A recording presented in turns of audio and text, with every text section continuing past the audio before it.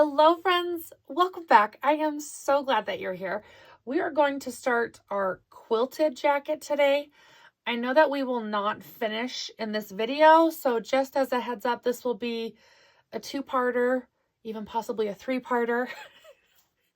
I'm a little bit intimidated by this project. I don't do a lot of clothing. I think we'll be okay, but in the back of my mind, I'm like, don't mess this up on camera. So let's get two things out of the way first. Number one, I'm okay. This is just what happens when you go into other people's personal space playing volleyball. You get hit. So we're in this like gross yellow phase of this bruise, but all is well. I swear it just looks a little icky right now. So note to self, you have to share with your friends when you play volleyball. Who knew?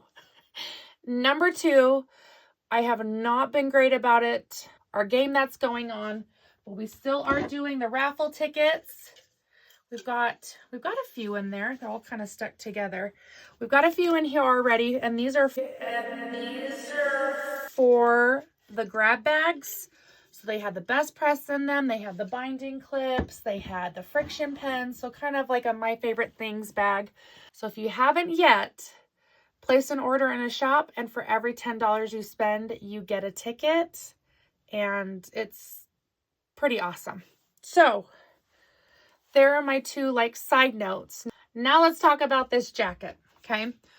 I've got my 3 yards of my cheater print, and I've got my 3 yards of lining. I'm going to use this lily and coral from the shop. The pinks and reds in this cheater print are really like popping out to me, so that's what I'm going to go with. On the back, it does say these two fabrics need to be quilted together with batting between to create a fabric sandwich before the jacket project can begin. So I'm sure that this is all we will get to today, sandwiching these. We'll talk about it. But I also wanted to go over a couple of important things in the pattern too, and then I'll open this up so you can look at it. I'm not selling the patterns individually. I'm only selling them in the kits, but I'm kind of wondering if that was a good idea or not. So you'll have to tell me what you think. I did read the pattern ahead of time. I'm trying to be a big girl and be responsible. And some things that I noticed is the seam allowance is a 1/2 inch. So typically when we're quilting, we do a 1/4 inch. So the seam allowance is a bit bigger, but then later we will trim down to 3/8. So instead of having the 1/2 inch excess, we will have 3/8 excess. And it suggests that you trace the pattern templates onto tissue paper.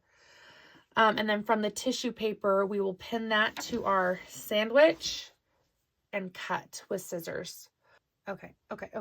So I do not have tracing paper and that cute little like, I don't even know how to describe it. The cute little pokey wheel that you use with the tracing paper, and it makes the dots for you to outline your pattern. I know you know what I mean. Just read between the lines because the words are not coming right now. So I do need to get some of that, and I will need to get some tissue paper. So that will have to be ready for next video, which I will do, I swear. But let's just take a look at these pieces here first. I also need to get a measuring tape so I can measure these linebacker shoulders. I would hate to make this jacket and not even be able to get these guns in this cute quilted jacket. So here's what this looks like inside of the pattern. You can see our pieces are pretty big in there. It's actually really hard to see it backwards on the screen. So cut one on fold, cut one, and then cut one in reverse, cut two, place on fold. Yeah, okay, that's not so bad. That's not so bad. All I'm saying is thank heavens there aren't any darts in here, because if there were, we would not be doing this project. So baby steps, we'll get there. All right, I think that was like the most important thing that I wanted to like say out loud. 1/2 inch seam allowance, and we will be tracing our pieces on to tissue paper. So I guess we get to go to sandwiching now.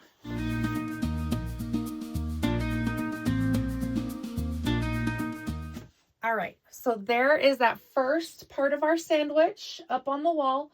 So I've pinned it and I've pulled it taut. I wouldn't say that it's stretched, but it is smooth and it's not going to move out of its place. So I've pinned it a few times all the way down. When we start sandwiching these layers, we want them to be as smooth as possible. That way when we start spray basting, we don't have any wrinkles that sneak up on us. So we're just going to do cheater print and batting right now, and then we'll add the liner fabric. So hopefully this isn't totally boring or repetitive. I have this piece of batting. I know it's not big enough to get my full length here. I personally am okay with doing a little Franken batting situation here and just doing my best to butt up my edges of batting so that there's not like weird gaps or overlap. Okay, let's layer.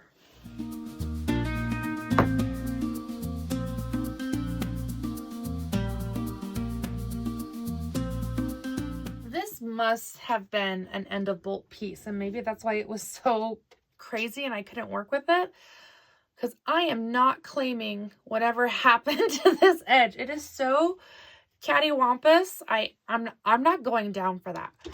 So I am deliberately leaving my batting bigger, just more of a better safe than sorry scenario. And I think I will trim it before we add the liner on, just so that we can get those pieces as straight as possible. But for now, we're going big. I mean, woof. Look at that. There's even a hole in it. All right, I am just going to work little sections at a time. I'm going to let gravity help me. So I'm going to start at the top, probably do this corner, smooth it out, do a little bit here, smooth it out, then kind of like work my way. Unpinning as I go so I can move the batting, and it's a whole thing. I'm just done talking. Let's just do this.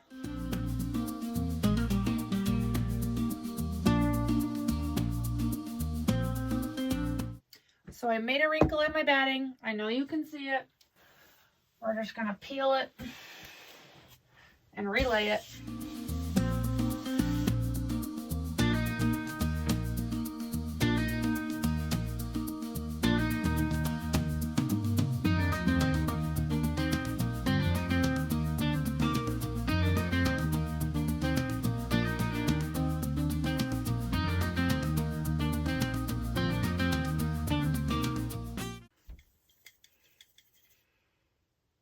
It's empty. I was pretty confident that I would at least be able to finish my sandwich with that spray, and I was very wrong. I did really want to talk about quilting, but I guess we'll just add one more video, which is not a bad thing. I don't feel like this is worth rushing through. Let's just get it right the first time, right? So until next time, I guess I will be better prepared. Next time, we will talk about trimming the sandwich. We will talk about quilting. So until next time, friends, we will see you. Bye.